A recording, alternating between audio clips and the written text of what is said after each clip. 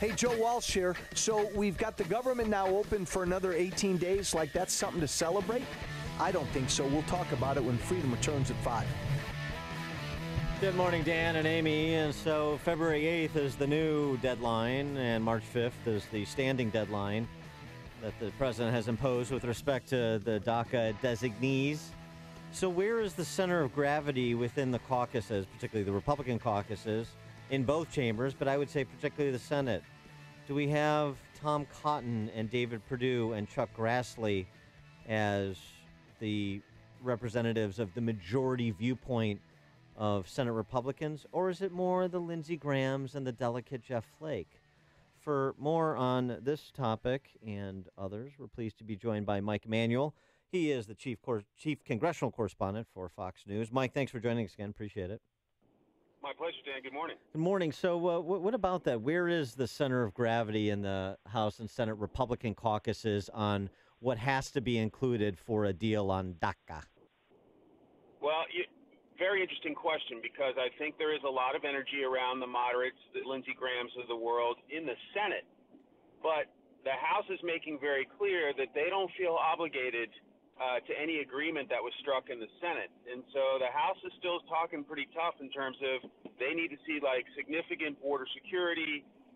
They want to stop so-called chain migration, that sort of thing. So they're talking about like 4 pillars, whereas Graham and company really want a deal for the dreamers and maybe some border security, and then we'll see. So that's what's so complicated about this issue is even if the Senate comes up with a plan that gets 60 votes, it's still a steep hill to climb in the House, and the question is what the president will think of whatever arrangement, because he's got some pretty immigration hardliners in his ears saying, Mr. President, don't take that deal. Yeah, and President Trump just tweeted 4 minutes ago, nobody knows for sure that the Republicans and Democrats will be able to reach a deal on DACA by February 8th, but everyone will be trying.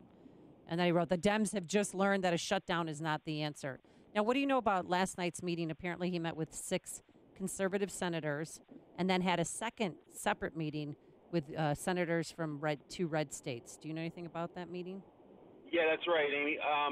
Essentially, he met with some of the more conservative voices, the Tom Cottons of the world, John Cornyn of Texas, to make sure they're all on the same page. And, you know, McConnell, the majority leader in recent days, said he wasn't entirely sure what the president wanted in an immigration deal. And so he brought in some conservatives to talk about that. He brought in 2 Democrats who were supportive of funding the government, did not vote for the shutdown, in Joe Manchin of West Virginia and, of course, the new Doug Jones of Alabama, to meet with them as well to see what they want. And so he's trying to cobble together a group that can see eye to eye in terms of a deal on immigration in the coming weeks. The president says he wants a deal. The question is, how expansive will it be? Will they try to do some kind of comprehensive immigration reform, which probably has a lower probability of passage in the House?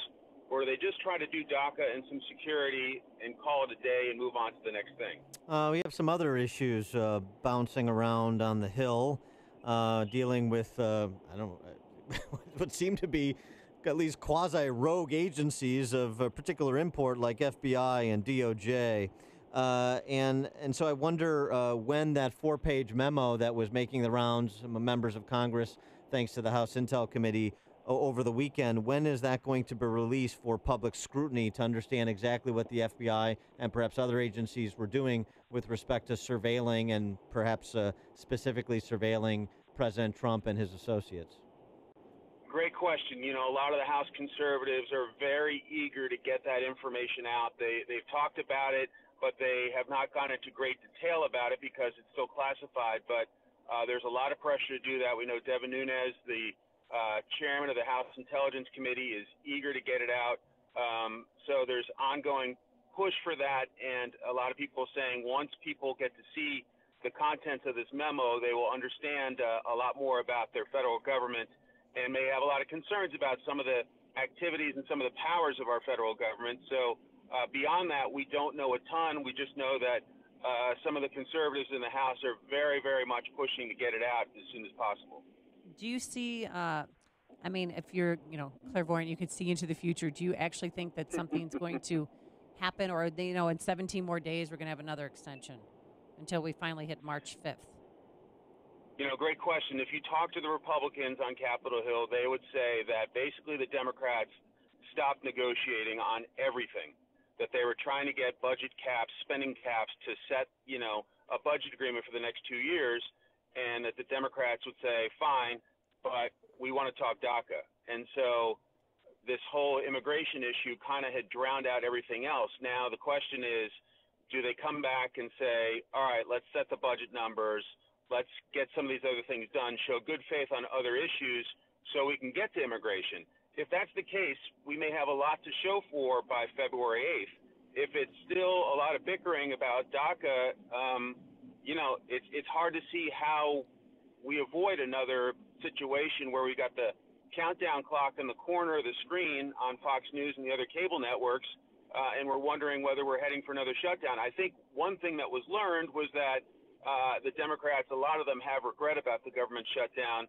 They realized that a lot of people want a deal for the Dreamers, a lot of people want a DACA agreement, but they didn't want to shut down the government for it. And so the question is, when we get to February 8th, is everybody more serious about finding a way to move forward rather than shutting the government down? Well, and again, I want to go back to this parallel track that we're on with respect to these agencies that have material impact on the entire policy agenda of the president, of the Congress, because of the investigation, the Russian collusion investigation, and because of the way these agencies appear to have operated over the last 18 months to 2 years. And so the one issue is this memo that details something about surveillance. The other is, unbelievable.